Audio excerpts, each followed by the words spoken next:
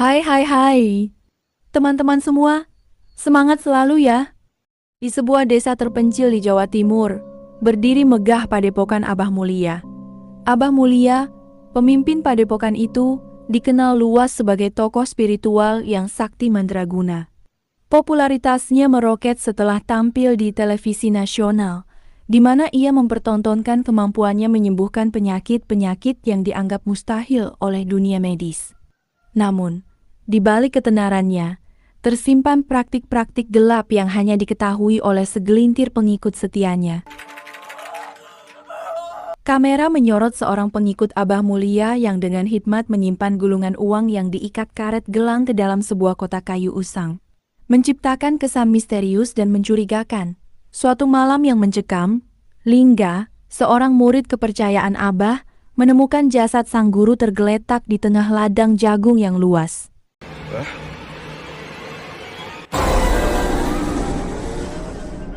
Penemuan ini menggemparkan padepokan dan memicu serangkaian peristiwa aneh.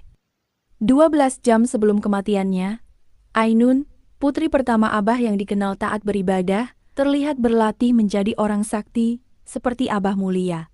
Seorang pengikut Abah Mulia dengan penuh semangat berkata kepada putrinya, "Bapak akan menjadi kaya raya dengan bantuan Abah Mulia." Lelaki itu kemudian meletakkan beberapa lembar uang ke dalam kotak. Abah Mulia menusuk tangan lelaki itu dengan pisau. Lelaki itu meringis kesakitan. Namun luka itu seketika sembuh setelah Abah menyiramkan air obat. Ajaibnya, uang di dalam kotak berlipat ganda.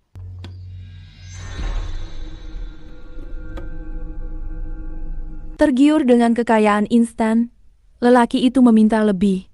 Abah menjawab dengan dingin, "Bisa, tapi harus ada tumbalnya." Bukannya Bapak bilang mau cari uang ya, Pak? Ainun, yang memiliki ikatan batin dengan abahnya, melihat arwah Abah mendatanginya. Arwah itu berbisik, kepala dibalas kepala, sebelum menggorok lehernya sendiri hingga putus. Kepala dibalas kepala. Adegan ini menjadi mimpi buruk yang menghantui Ainun. Ainun mengetahui kabar kematian abahnya dari televisi. Ia segera kembali ke padepokan untuk melayat. Di sana, ia menyaksikan para pengikut Abah meratapi kepergian pemimpin mereka.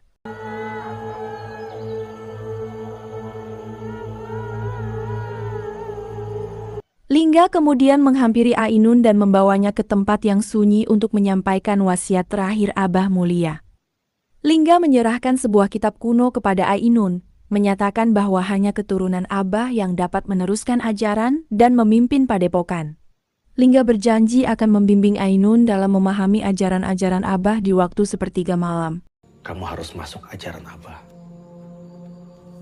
Hanya darah daging Abah sajalah yang bisa meneruskan ilmu ini. Lingga melarang Bagas, seorang pendatang yang saleh, untuk mengumandangkan azan dan melaksanakan sholat berjamaah. Bagas, yang tidak mengerti alasan larangan itu, tetap melaksanakan sholat. Saat itulah, ia diganggu oleh penampakan Abah Mulia yang marah, mengubah arah kiblatnya menghadap ke timur.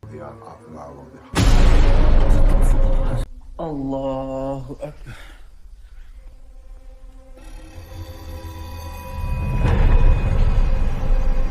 Rahmat, anak Abah dari istri kedua, memperingatkan Ajeng, istri ketiga Abah. "Bu, masuk.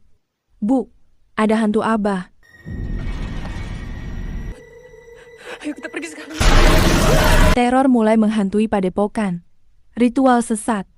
Di sepertiga malam, Lingga membawa Ainun ke tempat rahasia Abah. Di sana ia menusuk telapak tangan dan kaki Ainun, lalu memaksanya membaca mantra-mantra kuno. Ajiku Silung Jonggo. Ajiku Silung Jonggo. Setelah itu, mereka berdua melakukan ritual mengelilingi padepokan sambil terus membaca mantra, dengan tujuan agar setan-setan di sekitar padepokan mengakui keberadaan mereka. Darah yang menempel di tanah ini akan membuat seluruh jiwa di tempat ini menghadap ke arahmu. Rahmat, yang merasa ada yang tidak beres. Berkata kepada Bagas, "Coba kumandangkan azan kalau ingin tahu apa yang sebenarnya terjadi di desa ini." Ketika Bagas memumandangkan azan, para pengikut Abah Mulia mengalami kesakitan yang luar biasa. Mereka menderita sakit kepala hebat, mengeluarkan darah dari mulut dan hidung, dan uang yang mereka simpan di dalam kotak berubah menjadi ulat dan daun busuk. Para pengikut Abah Mulia yang marah berdemonstrasi di depan rumah Ajeng, menuntut agar Bagas dan Rini diusir karena dianggap telah melanggar ajaran padepokan. Saya udah bilang nggak boleh kan? Saya dan warga di sini terganggu gara-gara itu. Rahmat mengungkapkan bahwa ia adalah anak Abah dari istri keduanya yang meninggal dunia tak lama setelah melahirkannya. Ia menuturkan bahwa ibunya menjadi tumbal ilmu sesat Abah. Keberadaan Rahmat sengaja disembunyikan oleh Abah karena ia adalah kutukan dan pasangan adalah tumbalnya. Rahmat mengajak Bagas dan Rini untuk mengungkap ruang rahasia Abah yang terletak di bawah padepokan. Namun, mereka belum berhasil masuk karena aura mistis yang kuat. Para pengikut Abah Mulia mulai berdatangan untuk meminta berkat kepada Ainun, yang kini dianggap sebagai penerus Abah. Tangan yang bengkok bisa lurus kembali setelah disentuh oleh Ainun. Kekuatan Abah Mulia seolah-olah telah berpindah ke tubuh Ainun. Percaya sama aku. Lingga kemudian mengajak Ainun kembali ke tempat rahasia Abah untuk menyempurnakan ilmu saktinya. Saat itulah, Ainun melihat kilasan tentang kematian Abah. Ajeng dan Rahmat membawa kepala dan badan Abah ke tengah ladang jagung. Ainun menyerang Rahmat dan Ajeng di tengah ladang jagung. Dengan mata berkilat marah, ia berteriak, "Kepala dibalas kepala."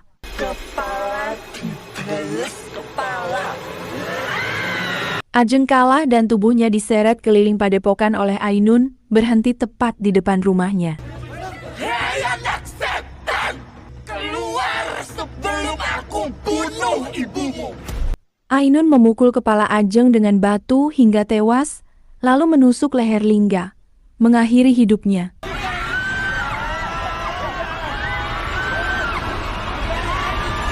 Setelah mengetahui kelemahan ilmu sesat Abah dari kitab kuno, Bagas segera memumandangkan azan. Suara azan bergema di seluruh padepokan, memicu jeritan mengerikan dari ruang rahasia di bawah tanah. Kesesatan Abah Mulia selama ini akhirnya terbongkar. Para pengikut menemukan mayat para wanita yang menjadi korban tumbal ilmu sesat Abah. Padepokan Abah Mulia, yang dulunya megah dan penuh misteri, kini menjadi saksi bisu kejahatan dan kesesatan yang telah lama tersembunyi.